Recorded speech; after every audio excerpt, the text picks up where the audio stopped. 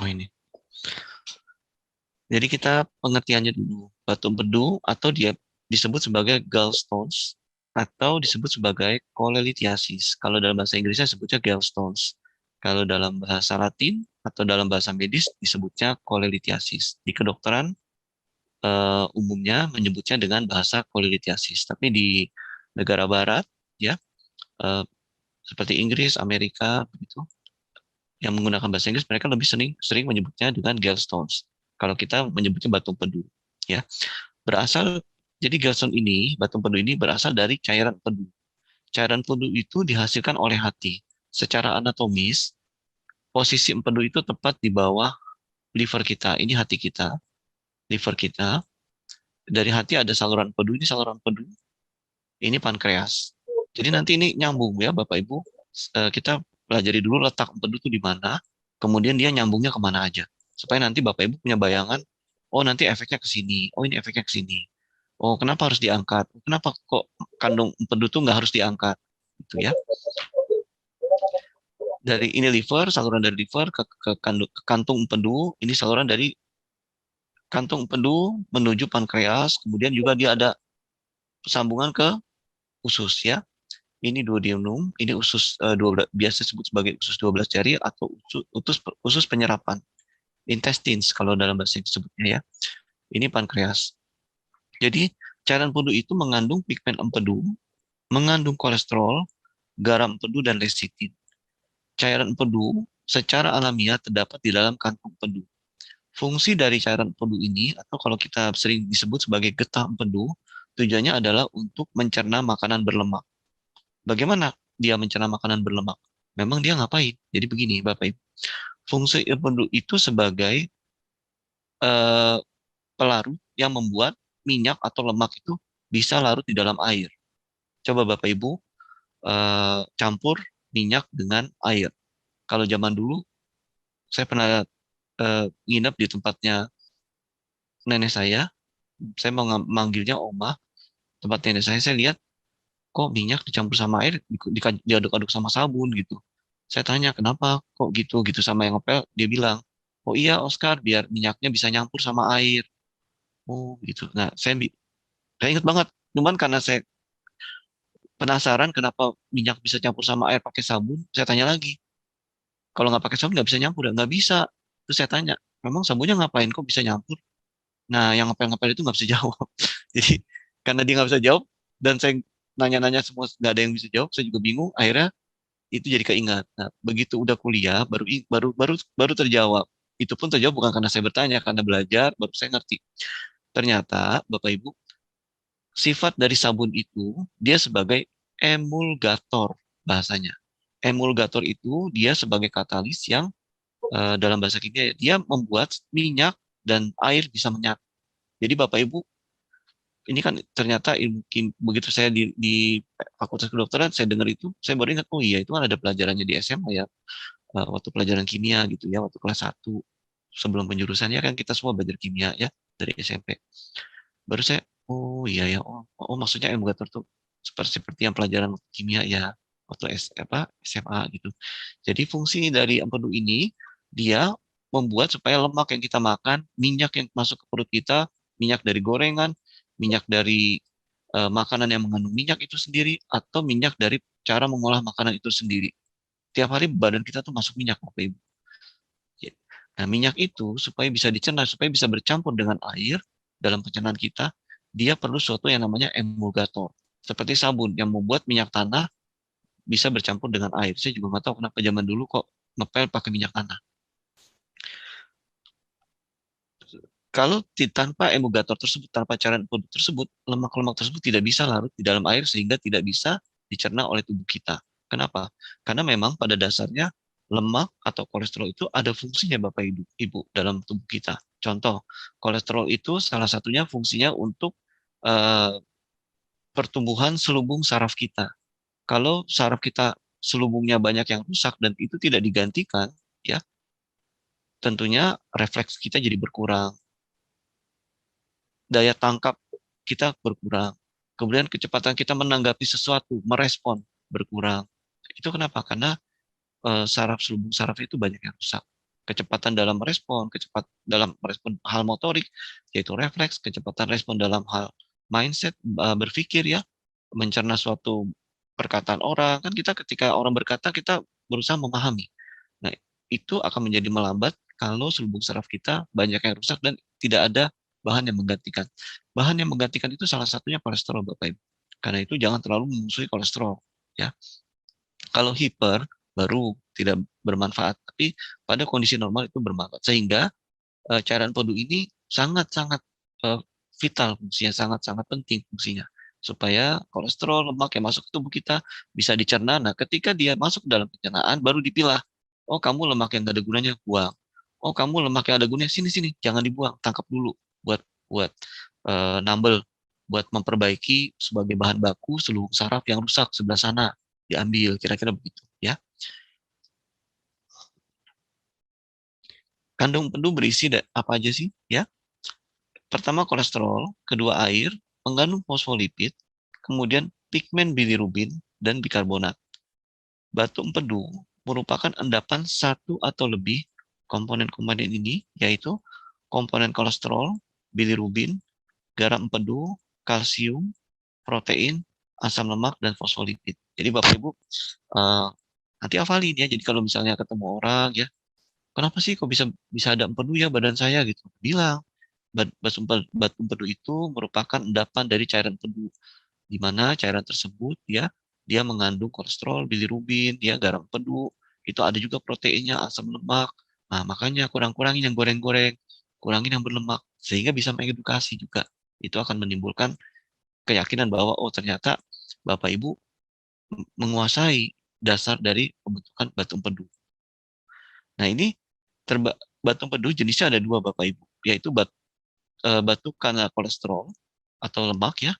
Kedua karena pigmen. Kalau yang pertama batu karena kolesterol terbentuk dari kolesterol berwarna kuning kehijauan dan ini paling sering. Ini bentuknya Bapak Ibu. Ini kandung empedu hasil operasi, bukan empedu ya, tapi empedu. Kandung empedu hasil operasi, disayat, dilihat isinya, nah isi seperti ini. Batunya kekuningan, ketika ditekan dia menjadi seperti mentega ya. Jadi namun menteganya lebih lebih keras, jadi seperti mentega yang di dalam kulkas gitu. Jadi keras gitu. Kalau diketuk pakai palu dia tidak pecah, malah malah penyet gitu. Berikutnya batu pigmen terbentuk dari bilirubin. Seperti kita ketahui tadi, komponen dari empedu adalah ada bilirubinnya ya, dari cairan empedu. Terbentuk dari bilirubin. Seringnya kalau batu pigmen ini berukuran lebih kecil daripada batu kolesterol nih Bapak Ibu lihat nih. Ukurannya gede-gede ya kalau batu karena kolesterol ya. Nih, satuannya aja besar-besar. Nih, ini yang paling kecil. Kita lihat batu karena pigmen, ukurannya kecil-kecil sekali dan lebih lebih hampir sama ukurannya. Kalau yang batu kolesterol dia variasinya lebih besar. Artinya ada yang sekecil ini, yang besarnya bukan segini, tapi yang seperti ini. Varian antara yang terkecil sampai yang terbesar itu terlalu jauh. Tapi kalau karena bilirubin, eh, variasi kecil ke besarnya nggak terlalu berbeda jauh. Ini yang terkecil ya, atau ini yang terkecil di Bapak Ibu ya, ini yang besarnya. Dan yang besarnya ini pun tidak paling besar. Secara rata-rata dia hampir sama ukurannya. Jadi kalau Bapak Ibu lihat pasiennya nunjukin foto, ini hasil operasi saya. Bapak Ibu bisa bilang, oh ini batu empedunya batu empedu yang karena bilirubin ini. Itu ya, itu nilai plus lagi ya. Apalagi kalau ketemu dokter, dok ini batunya batu bilirubin ya. Nah, kan dokter juga senang. Wah, berarti orang ini tahu kesehatan, tahu medis. Terbentuk dari bilirubin seringnya berwarna kecil, berwarna coklat tua sampai hitam. Gejalanya, nah ini gejalanya paling penting Bapak Ibu. Seringkali kalau baru awal-awal tanpa gejala. Jadi Bapak Ibu nih yang ada di sini jangan terlalu yakin. Wah, saya emang nggak ada kelainan, aman. Sama ini paling cuma mual-mual doang. Hati-hati. Sering mual-mual, sering kadang-kadang perut kembung-kembung. Bisa jadi, bukan aku takutin ya. Bisa jadi itu terbentuk karena batu empedu. Bisa jadi ya. Dispepsia atau mual-mual tidak selalu masalahnya pada lambung. Walaupun tersering penyebab yang paling sering itu di lambung. Tapi bisa juga penyebab gejala dispepsia itu penyebabnya selain dari lambung itu sendiri bisa juga karena gangguan pada pankreas, bisa juga batu empedu Bapak Ibu. Bisa juga sakit liver, mual-mual, sering enek-enek gitu ya. sering perih-perih. Paling sering pertama masalah pada lambung itu sendiri, tersering kedua batu empedu, tersering ketiga yaitu gangguan pada liver, kemudian yang keempat yang agak jarang itu masalah pada pankreas. Jadi kalau orang sering enak-enak jangan dipandang remeh ya. Sebaiknya apa? Lakukan USG abdomen. Sebelum USG abdomen harus puasa dulu sekitar 8 sampai 12 jam. Perut dikosongkan. Paling dekat 6 jam. Rata-rata 8 jam. Jadi puasa dulu 8 jam. Boleh minum air putih, bukan berarti puasa nggak minum apa-apa, nggak makan apa-apa. Puasa, minum air putih pagi hari, eh, buang air besar dulu supaya perutnya betul-betul kosong, lalu di OSG. Sehingga tidak ada tampak ini apa gitu. Tapi kalau seorang radiolog dia akan tahu, oh ini kotoran kok dia belum buang air besar. Nah ini batu nih, empedunya ada batunya gitu ya. Jadi jangan dipandang remeh, Bapak Ibu. Ini ilustrasi gambar seorang wanita megangin perutnya. Nah, sumber masalah ini di sini nih, batu empedu, sakit ya. Ini gambar liver yang nyala ini batu empedu, ya. Sifat lokasi nyeri, sifat nyerinya itu bersifat biliar. Biliar itu maksudnya di daerah biliar, daerah sini, ya, kuadran kanan atas. Jadi perut kita, Bapak Ibu, dibagi menjadi 6 kuadran. 6 kuadran itu maksudnya jadi 6 kotak lah kira-kira gitu. Jadi pertama terbagi perut atas, perut tengah, perut bawah. Perut atas dibagi lagi, atas kanan, atas tengah, atas kiri. Perut tengah dibagi 3 lagi, tengah kanan, tengah betul-betul tengah, kemudian tengah kiri. Bawah bagi 3 lagi. Perut kanan bawah yaitu sering mengarah kepada apendisitis atau sakit usus buntu atau infeksi saluran kemih bagian kanan, saluran yang kanan ya. Tengah bawah itu biasanya masalah pada kantong urin, masalah pada rahim, atau masalah pada usus. Kiri bawah itu masalah pada saluran kencing kiri, atau pada usus besar, atau pada ginjal kiri. Gitu ya. Itu bagian kuadran atau bagian lokasi-lokasi perut kita. Jadi dibagi menjadi 6 lokasi ya. Nah, kalau sakit empedu ini kita batasi nyerinya bersifat biliar pada kuadran kanan atas. Jadi pada perut kita bagian kanan yang atas. Nyerinya lokasinya yaitu epigastrium, yaitu daerah epigastrium itu daerah ulu hati, kuadran kanan atas abdomen ini artinya perut. Umumnya rasa nyeri itu berlangsung 15 menit kurang lebih dan bertahan selama 1 sampai 6 jam. Jadi aduh nyeri 15 menit ya. Aduh sakit banget. Terus gak hilang-hilang selama 1 jam atau sampai kurang lebih 6 jam. Rata-rata 4 jam. Jadi masih sakit nggak? Masih. Dikasih obat mah. Udah enakan. 1 jam, 2 jam. Masih. Nah itu hati-hati ya. Itu khawatir batu empedu. Kemudian prevalensinya 1 dari 6 pria itu berpotensi mengalami batu empedu. Ya termasuk saya nih, pria juga kan. Jadi 1 dari 6 pria berpotensi mengalami batu empedu. Serta ini lebih sering, 1 dari 3 wanita itu lebih berpotensi. Jadi para ibu ya jangan sering-sering makan makanan yang berminyak ya. Itu karena prevalensinya lebih tinggi. Bayangin, dari 3 wanita, 1 berpotensi mengalami batu empedu. Keempat, seringkali gejalanya itu disertai peradangan kantung empedu. Dan pasien seringkali tampak kuning. Jadi matanya kuning. Bola mata kita ini kan ada bagian yang putihnya. Nah, yang putihnya itu kekuningan. Ya, telapak tangan, jari-jari itu kelihatan kuning. Lokasi nyerinya, ini tadi sudah disebutkan perut kanan atas, tapi ciri-cirinya perut kanan atas menjalar sampai ke belakang. Jadi dari sini sampai ke punggung. Punggungnya bukan punggung di atas ini ya, tapi punggung setinggi ini. Jadi depannya bagiannya daerah sini, punggungnya pun kira-kira setinggi daerah sini juga. Jadi kalau ditanya, sakit perut kanan ya? Iya, langsung ke arah belakang. Kalau punggung kanan sini persis seperti lokasi yang kamu tunjuk, tapi di belakangnya sakit nggak? Iya, sampai ke situ sakitnya. Nah, ya itu namanya nyeri menjalar, penjalaran nyeri itu sampai ke belakang. Kemudian pundak belakang kanan atas. Jadi selain daerah lokasi si empedu itu, yaitu kuadran kanan atas sampai ke belakang, lokasi nyeri berikutnya adalah di pundak kanan atas. Penjalarannya kadang pundak kanan atasnya nyeri. Tapi Bapak Ibu jangan salah ya, kalau orang tiba-tiba pundak kanan atasnya nyeri nih, oh kamu batu empedu. Jangan ya. Jadi itu hanya nyeri menjalar. Jadi dari kanan atas, menjalar ke belakangnya, sampai ke pundak kanan. Jadi yang paling pertama kanan atas dulu, perut kanan atas. Kemudian sampai ke belakang, lalu menjalar sampai ke pundak kanan atas. Variasi lokasi terbentuknya batu empedu ya bisa di kantong empedunya itu sendiri, hanya di kantongnya, salurannya aman. Kalau seperti ini operasinya ini dipotong, sebelum dipotong ini diikat dulu ya, difiksasi. Nanti kita lihat video operasinya ya. Ini difiksasi dulu, kemudian ini dipotong, dipotong, ini diambil si kantong sama kantong-kantongnya. Jadi bukan batunya dipungutin satu-satu ya, jadi sama kantong-kantongnya diambil. Seperti gambarnya tadi kita sudah lihat, kantong empedunya yang penuh dengan batu empedu. Bisa juga selain di dalam kantong ini Bapak Ibu, lokasi batu empedu itu di salurannya, di saluran-saluran seperti ini. Ini saluran-salurannya ya, ada di sini. Ini kantung empedunya bisa di saluran ini, yaitu di sini ya. Bisa juga di saluran yang menuju ke arah pankreas, bisa juga di saluran yang, di percabangan saluran yang menuju pankreas dan usus, bisa juga di saluran yang berasal dari liver. Di atas empedu ini kan liver ya. Kita kembali lihat anatomisnya biar kebayang ya. Nah, ini jadi lokasi batu empedu bisa di dalam kantung empedunya, bisa di saluran sini, bisa di saluran ini liver yang merah ini di atas liver. Bisa di saluran dari liver menuju empedu ya, di sini, bisa di sini batunya ya. Dari liver menuju ke bawah sini, dari sini. Nah, ini bisa ada batu.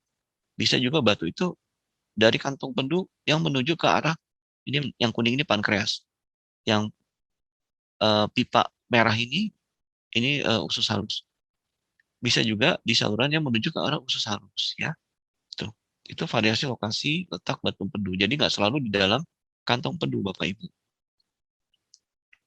Kemudian komplikasinya apa aja yang harus kita waspadai? Pertama, peradangan pada kantong empedu, kemudian peradangan pada saluran empedu. Kenapa bisa meradang? Iya, karena dia bisa menyebabkan eh, apa namanya, gesekan sehingga menyebabkan peradangan, kemudian bisa menghalangi eh, jalannya dari cairan empedu itu sendiri.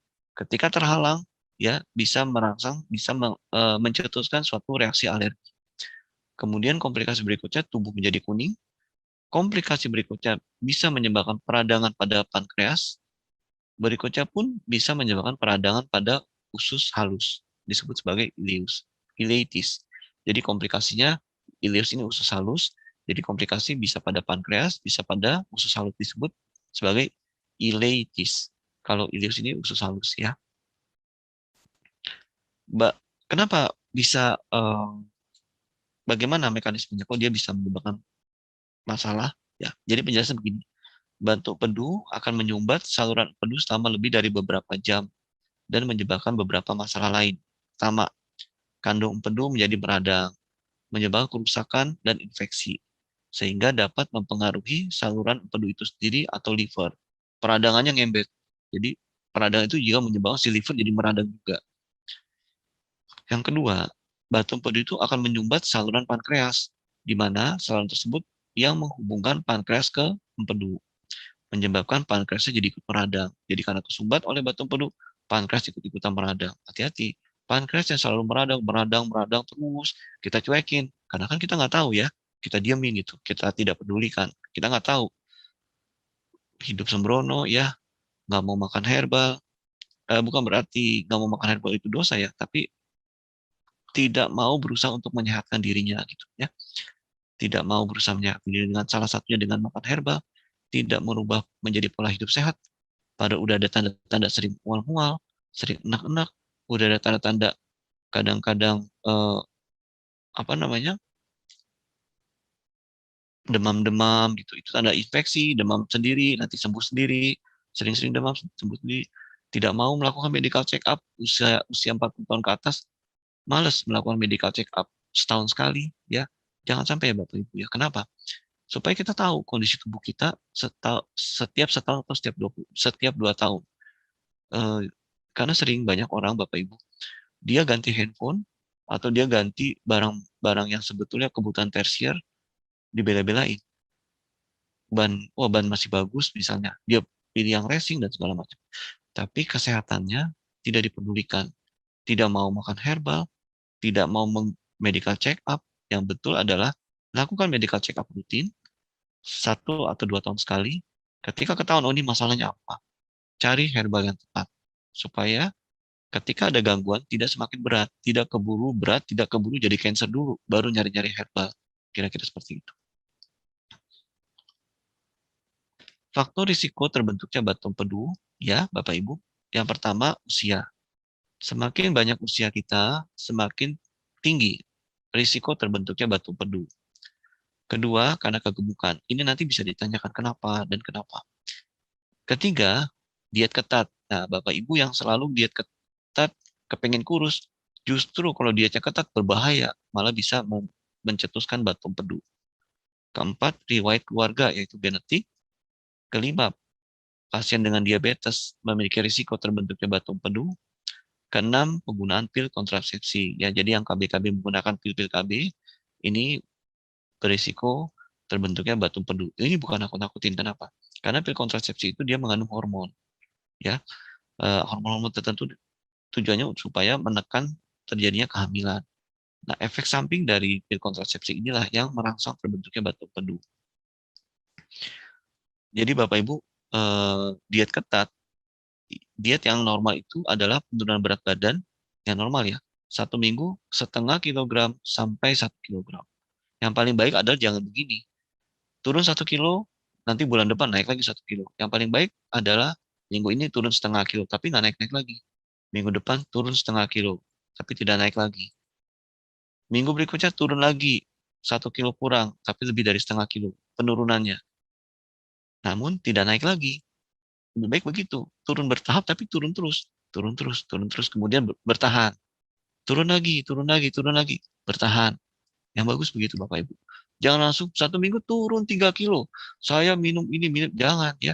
Justru dalam 1 bulan turun 3 sampai 6 kilo. Percaya deh, nanti bakal balik lagi. Dan bahkan udah balik lagi, nggak lama, malah lebih berat badannya. Dibanding dia minum obat-obatan tertentu yang tadi mengklaim bisa bikin kurus. Jadi yang paling baik adalah diet itu jangan ketat, tapi bertahap. Karena apa? Diet ketat bisa mencetuskan timbulnya terbentuknya batu empedu, Bapak Ibu.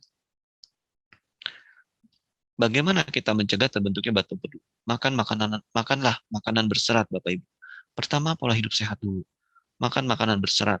Serat itu bisa dari buah, bisa dari sayur, bisa juga serat biji gandum. Paling baik, Bapak Ibu, pilihlah biji gandum yang tidak mengandung pengawet. Karena banyak produk-produk yang dia, oh ini biji gandum, mengkasih gambar-gambar yang sehat-sehat, tapi begitu lihat belakangnya, mengandung pengawet ya, 7% ya. Eh, Silakan di searching nama pengawet untuk makanan apa aja. Dilihat di Google ya. Itu mengandung pengawet atau 6% ada pengawetnya tapi di depannya gambar-gambar sehat ya nggak apa-apa, itu mungkin teknik marketing. Cuma ini saya ingin tukar pikiran ke Bapak Ibu, pilihlah biji gandum yang betul-betul tidak mengandung pengawet. Tujuan kita pengen bebas dari batu empedu, ya memang nggak kena batu empedu, tapi jangan sampai akhirnya malah kena kanker gara-gara kena pengawet ya. Gitu. Buah juga begitu, sayur pun begitu. Bapak Ibu pilih dan belilah buah dan sayur yang tidak mengandung pestisida. Pilihlah yang sifatnya, bukan sifatnya, yang organik. Organik itu tidak mengandung pestisida. Ya, pilihlah sayur atau yang betul-betul alami. Memang kadang-kadang harganya agak lebih mahal, tapi itu lebih sehat, Bapak Ibu. Karena yang mengandung pestisida, alih-alih dia tidak kena batu empedu, malah kena cancer karena pestisida dari sayur itu. Ya, ini pengalaman juga. Saya pernah melihat pasien, dia shock, dia diem aja, kena kanker usus. Ya memang umumnya nggak bertahan lama ya itu. Walaupun tidak seagresif kanker pada paru. Setelah ngobrol ya, ngobrol secara pendekatan bicara ini, dia nggak nyangka, saya sering makan sayur, dok, kenapa saya jadi kena kanker usus ya? Dia nangis saja. Tiba-tiba saya ingat, ibu, maaf, ibu sayurnya beli di mana? Beli di pasar. Oh, oh, bukan nanam sendiri. Dokter yang benar aja, masa kalau saya nanam berapa lama? Saya harus manen. Betul juga ya. Dia marah, pantas ya dia marah. Cuman kan saya pikir, oh, belinya di pasar. Iya, di pasar swalayan. Enggak, di mana? Ya di pasar itu dok, pasar yang becek-becek itu. Ibu cucinya gimana? Pakai air aja pokoknya dok. Saya siram-siram pokoknya. Gitu. Dokter kenapa sih nanya-nanya bu? Saya mikir, oh enggak bu, saya mau tahu takutnya sayurnya itu mengandung pestisida. Oh bisa ya dok? Bisa bu. Aduh, saya nggak ada yang ngasih tahu dok dulu seperti itu dia bilang. Nah, akhirnya ibu tersebut diobati apa dengan kemoterapi, radioterapi dan dengan kombinasi herbal. Ya alhamdulillah sampai saat ini masih hidup ya ibu tersebut. Suaminya juga terus mendampingi mengobat dengan sabar ya. Nah itu contoh pengalaman saya menjadi dokter. Waduh pestisida ya gitu. Sayur ya selama ini ibu saya sendiri berpikir makan sayur sehat. Nggak kepikiran kalau sayur itu jangan-jangan ada pestisidanya ya. Di balik yang kelihatan sehat tersembunyi sesuatu yang mematikan ternyata ya. Nah ini sharing pengalaman ya Bapak Ibu. Karena kalau ilmu bisa baca, Bapak Ibu bisa lihat di Google, bisa buka buku ya. Berikutnya kurangi makanan manis dan berlemak. Lemaknya terutama lemak hewani nih Bapak Ibu yang suka keju ya. Makan nasi pakai keju. Makan daging kalau nggak ada keju nggak afdol boleh ya tapi sekali-sekali. Makan daging yang berlemak, wah kalau ada lemaknya senang nih. Sirloin, steak, boleh sekali-sekali. Kalau mau sering makan steak, pilihlah steak yang tidak mengandung lemak. Suka masak semur, pilihlah semur yang tidak mengandung lemak. Ya, margarin. Nah ini margarin, Bapak Ibu margarin itu berasal dari tumbuhan ya. Margarin-margarin untuk roti itu dari tumbuhan. Tapi ketika dia dipanaskan, dia bersifat kolesterol jahat. Jadi margarin yang melalui proses pemanasan bikin roti pakai pakai margarin ya harum kan itu panasin di oven pemanasan panggang di atas panci teflon ya atau apapun yang sekarang yang canggih-canggih panci marmer apa ya panci dari batu apa itu ya saya pokoknya banyak banget ya dipanasin nah itu margarin yang mengalami pemanasan dia bersifat kolesterol nah itu justru bisa merangsang terjadinya batu empedu kemudian roti manis di yang nongkrong-nongkrong minum kopi rotinya manis hati-hati sekali-sekali nggak apa-apa tapi jangan sering-sering kemudian biskuit ya setiap hari di rumah stok biskuit habis beli lagi setiap bulan harus ada stok biskuit hati-hati ya bisa terbentuk batu empedu kurangin aja ya bukan berarti ini anti nggak usah kurangi aja kita harus bisa membatasi saja ketiga terutama yang overweight lebih parah dari overweight obesitas turunin berat badannya secara bertahap penurunan berat badan bertahap yang paling baik adalah setengah kilogram sampai 1 kilogram per minggu dan yang paling baik lagi adalah nggak naik lagi berarti itu merupakan patokan atau indikator kita menuju untuk sehat berhasil. Tapi kalau turun nanti 3 bulan naik lagi berarti kita nggak berhasil. Kenapa? Kenapa nggak berhasil? Jangan salahin. Ini ya pasti ada kita yang nggak tertib. Yang keempat olahraga sedang secara teratur. Jangan olahraga berat ya, olahraga yang sedang secara teratur. Kelima, minum air putih 2,5 liter per hari. Untuk apa? Untuk mengalirkan getah empedu tersebut. Nah, Bapak Ibu, makanya nih, Dokter Oi suka bawel kan, kalau BOS sama Pak Eko setiap malam sama Pak Suratno, sering selalu aja ngomong, minum air putih 2,5 liter, 3 liter per 24 jam. Nah, ini salah satunya dia bisa mencegah terbentuknya batu empedu, ya Bapak Ibu. Penanganannya, bagaimana kalau terbentuk batu empedu? Pertama dengan obat.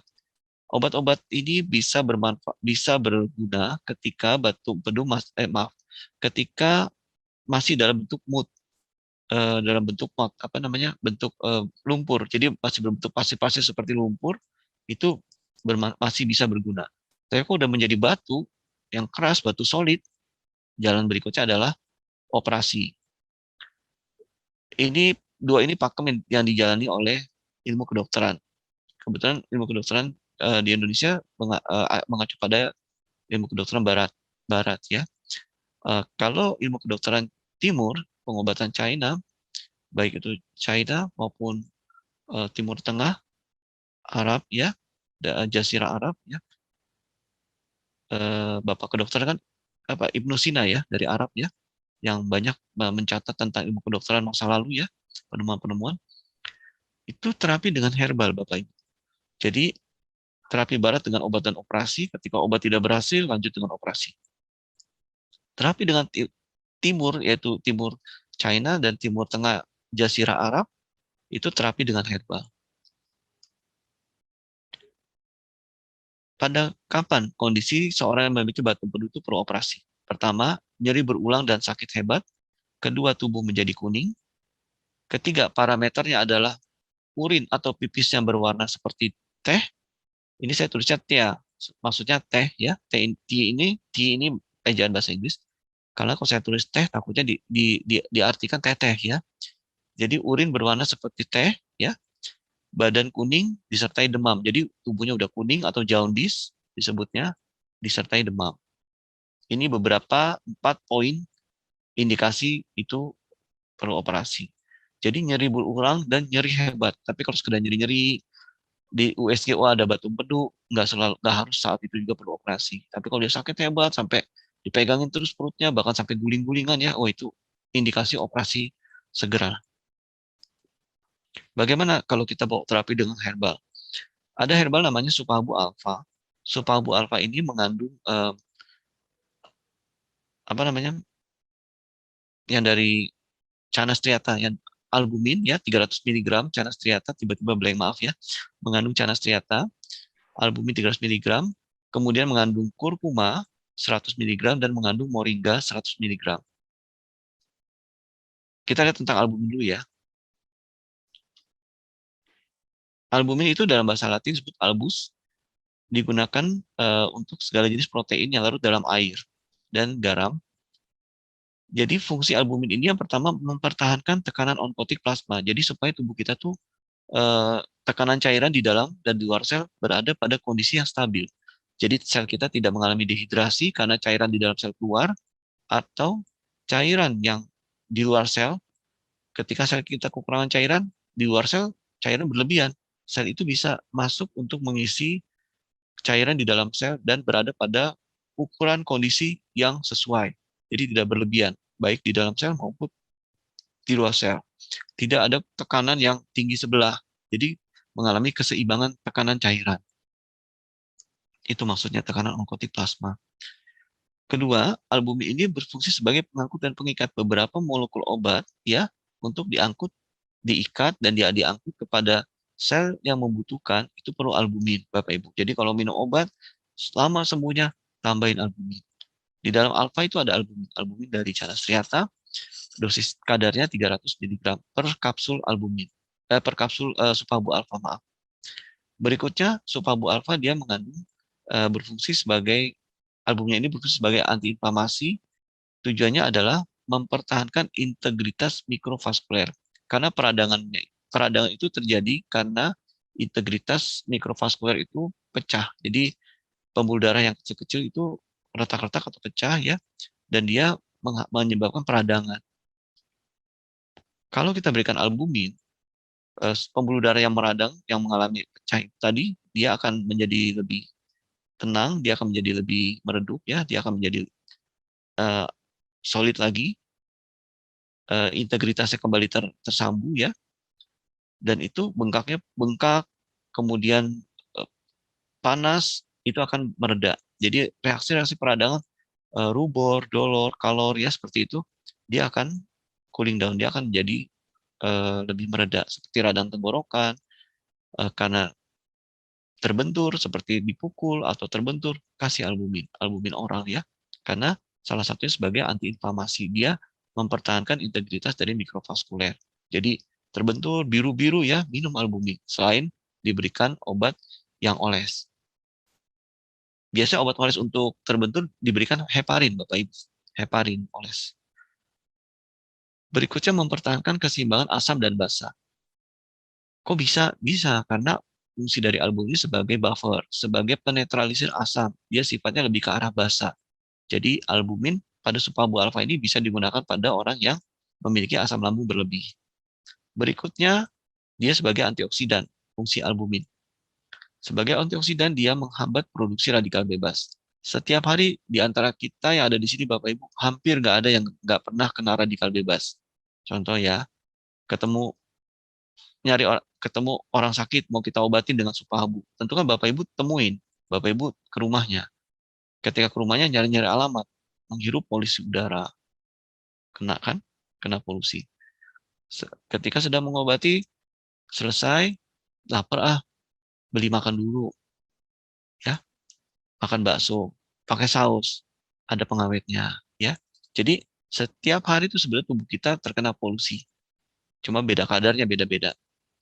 Fungsi dari albumin ini adalah dia untuk membersihkan polusi-polusi yang masuk ke dalam tubuh kita. Itu manfaat dari antioksidan yang terdapat di dalam albumin pada supabu alfa. Berikutnya sebagai antikoagulan, yaitu penggumpalan. Ini bermanfaat nih albumin pada orang-orang yang sakit jantung, gangguan pembuluh darah, ya. Kemudian darahnya kental, ya. Albumin ini memperbaiki sirkulasi aliran darah dan dia memperbaiki elastisitas dari pembuluh darah. Ini gambaran jurnal-jurnal yang berkaitan dengan albumin, fungsi albumin nanti bisa dibaca Bapak Ibu. Berikutnya kita bahas tentang moringa. Moringa di dalam supabu alfa kok bisa untuk memperbaiki atau mencegah terjadinya pembentukan batu empedu? Karena begini Bapak Ibu. Moringa atau daun kelor dia mengandung flavonoid atau polifenol. Flavonoid dan polifenol, maaf. Cara kerja dari beta sitosterol. Jadi di dalam daun kelor itu ada beta sitosterol dalam menghambat enzim HMG CoA reduktase. Ini bahasa kimianya, ya. Maksudnya apa sih? Ya, jadi gini, daun kelor itu dia menghambat penyerapan dan pembentukan dari kolesterol. Jadi tubuh kita itu ada kolesterol eksogen, kolesterol yang kita makan, ada kolesterol endogen, kolesterol yang memang dibentuk dihasilkan oleh tubuh kita sendiri, ya. Untuk apa? Untuk melanjutkan metabolisme. Dari mana? Dari bahan baku kolesterol yang masuk ke dalam tubuh kita. Dari apa itu bahan bakunya? Yaitu minyak-minyak yang kita makan tadi, ya, gorengan, ya. Jadi yang masuk itu dia akan membentuk kolesterol. Bahan baku minyak-minyak yang kita masukin ke dalam perut kita kadangkala disimpan dulu oleh tubuh untuk membentuk kolesterol endogen. Sehingga kalau kita masukin terus makanan yang caranya mengolahnya dengan digoreng, ya, setiap hari semuanya serba goreng, ya. Ya udah, tabungan untuk membuat kolesterol endogen banyak sekali. Nah, kalau tabungannya banyak, bahan bakunya banyak, sehingga apa? Tubuh kita akan menghasilkan kolesterol endogen, gitu. Kemudian udah makan gorengan, minumnya kopi manis, ya. Kopi manisnya pakai susu kental, dan susunya mengandung kolesterol. Tambah lagi ada kolesterol endogen, kolesterol di tubuh kita dia menghasilkan kolesterol dari minyak yang kita makan, kita masukin lagi kolesterol dalam bentuk jadi, ya. Namanya kolesterol eksogen. Bapak Ibu bisa bayangin, duduk makan gorengan, gorengan sekeranjang, ya, santai-santai, ngobrol-ngobrol, ya, lagi PDKT gitu, lagi pendekatan gitu, ngobrol-ngobrol di kafe gitu, di coffee shop, minum susu, kopi susu. Nah, coba ada kolesterol eksogen dari susu, kopi susu itu tadi, kolesterol endogen. Ya kalau kita begitu setahun sekali nggak apa-apa, atau 6 bulan sekali. Bagaimana kalau seminggu sekali? Bagaimana kalau setiap 4 hari sekali? Dating, ketemu-ketemu, sama bagi yang belum berkeluarga, ya, ketemu, ya, lagi PDKT, pendekatan seperti itu, ya. Paling baik gimana? Kalau lagi PDKT, makannya buah, minumnya jus, nggak pakai gula, ya. Jadi jauh dari terbentuknya batu empedu. Jadi kembali ke sini, kalau kalau kita banyak mengkonsumsi kolesterol tadi, ya, daun kelor ini dia akan menghambat penyerapan dan menghambat pembentukan kolesterol endogen yang tadi saya cerita tadi, ya.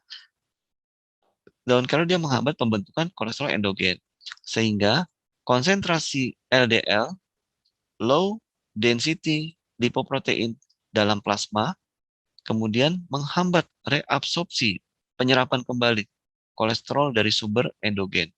Hasilnya apa? Kadar kolesterol akan menurun. Nah, ini Bapak Ibu, moringa yang mengandung flavonoid dan polifenol, dia akan bekerja menurunkan kadar kolesterol kita. Gimana cara kerja? Itu tadi. Ini ceritanya panjang, ya. Dari cerita yang agak panjang ini, kalau saya ringkas, dia menghambat penyerapan kolesterol eksogen, yaitu tadi kopi susu tadi, yang lagi santai-santai lagi PDKT tadi, kopi susu manis, ya. Itu kolesterol eksogen. Penyerapannya dihambat oleh moringa sehingga tidak diserap oleh tubuh kita. Kemudian minyak-minyak yang ada di dalam tubuh kita yang sudah menjadi bahan baku kolesterol, ketika tubuh kita akan menghasilkan kolesterol endogen, itu pun dihambat pembentukannya oleh moringa. Dan kadar kolesterol kita akan turun. Bagaimana kalau yang sudah ada? Bagaimana menguranginya? Dengan apa Bapak Ibu? Olahraga, yaitu dengan exercise, dengan pembakaran. Berikutnya supabu beta. Supabu beta ini bisa mencegah terbentuknya batu empedu. Kemudian kalau sudah menjadi pasir-pasir atau seperti lumpur ya, untuk menjadi batu empedu, yang paling berperan itu yaitu teripang emas. Apa bedanya supabu beta dengan supabu alfa? Supabu alfa mengandung albumin 300 mg dari canas striata. Kalau supabu beta ini kandungan albuminnya 250 mg. Beda sedikit Bapak Ibu. Yang pertama. Yang kedua, supabu alfa dia ada kurkuma, mengandung bahan-bahan berkasitnya itu kurkumin. Kemudian ada moringa, yaitu tadi menghambat penyerapan kolesterol, menghambat pembentukan kolesterol endogen. Kalau beta, dia ada teripang emas. Beta ini tidak ada kurkumin, tidak ada kurkuma, dan tidak ada moringganya, tapi dia ada teripang emas. Teripang emas ini mengandung banyak Bapak Ibu, ada EPA dan DHA untuk pembentukan otak ya, untuk pembentukan apa namanya daya pikir kita, kemudian untuk kesehatan pembuluh darah, beta ini ya, dia juga bisa membantu untuk supaya yang bersifat batu-batu itu lebih mudah dihancurkan. Jadi minum supabu beta ini Bapak Ibu sangat bermanfaat untuk yang mulai terjadi pembentukan batu empedu. Batu empedu yang paling masih bisa memiliki kesempatan diobati dengan herbal adalah yang ukurannya kurang dari 1 cm. Jadi kurang dari 1 cm atau ketika di USG tampak tampak pasir mengarah kepada untuk terjadinya batu empedu. Nah, kalau masih bentuk pasir, masih berbentuk lumpur, itu bisa diatasi dengan supabu beta. Dikombinasi dengan obat untuk memecahkan batu empedu. Dosisnya obat tersebut 250 mg 2 kali sehari, atau pada kondisi tertentu yang lebih berat 3 kali sehari. Ini jurnal yang berkaitan dengan teripang emas Bapak Ibu, nanti bisa dibaca ya, bahwa bahwa teripang emas ini bisa dia sebagai antiinflamasi, bagaimana sebagai anti tumor, meningkatkan sistem imun. Pasien yang mengalami batu empedu itu sistem imunnya turun, kemudian dia mengalami infeksi akibat peradangannya, dan dia akan menyembuhkan luka apabila batu empedunya itu dioperasi, diangkat, dan untuk mempercepat penyembuhannya bisa minum beta. Kenapa? Karena fungsi dari beta ini dia menyembuhkan luka. Dari mana? Yaitu kandungan di dalam beta ada albumin. Albumin itu untuk recovery sel baru. Kemudian kolagennya dia untuk memperbaiki jaringan ikat, memperbaiki jaringan kulit. Bonusnya dia juga membuat awet muda. Karena apa? Kolagen yang terdapat di dalam supabu beta ini dia akan mengurangi kerutan-kerutan pada kulit kita. Jadi kulit-kulit yang berkerut, wajah yang udah turun ya, itu nanti karena itu turun dan berkerut itu karena lapisan kolagen di dalam kulit secara alamiah berkurang. Kenapa kok bisa berkurang? Karena usia ya. Nah, kita masukin kolagen-kolagen baru supaya yang wajah yang turun ini kembali kencang, kulit-kulit yang berkerut menjadi kerut-kerutannya berkurang dan bahkan hilang. Dengan apa? Rutin minum supabu beta. Ya, kalau untuk yang batu empedu, supabu beta dikombinasi dengan obat pemecah batu empedu yang dari medis. Saat ini perkembangan obat berbahan dasar alami Bapak Ibu. Jadi ada herbal yang berdiri sendiri, ada juga polyherbal. Herbal yang berdiri sendiri itu contohnya Bapak Ibu ya, isinya cuma moringa, isinya hanya albumin, isinya hanya kurkuma ya. Nah, Supahabu menciptakan bahan-bahan yang isinya polyherbal. Supaya apa? Supaya mencapai hasil yang baik tanpa menggunakan dosis tinggi. Misalnya, terjadi peradangan. Di dalam alfa itu ada albumin, salah satunya ya, dia memiliki efek anti peradangan. dia ada kurkumin. Salah satu fungsi kurkumin, banyak fungsi kurkumin lain-lain ya, dia antivirus, dia juga menyehatkan sel hati ya. Tapi salah satu untuk peradangan ya. Kurkumin ternyata punya efek anti peradangan juga ya.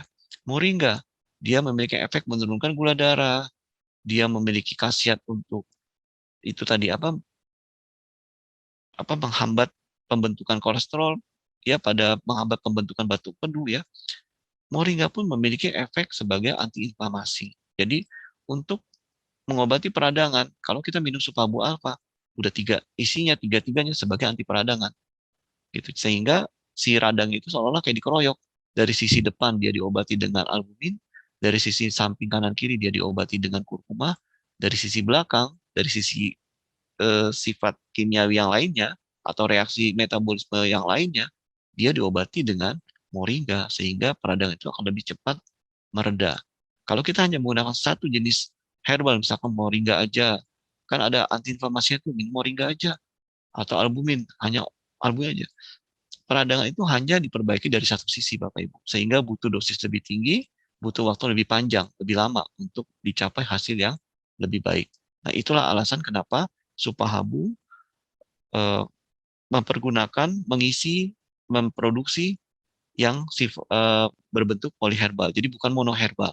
Terima kasih Bapak Ibu atas waktunya.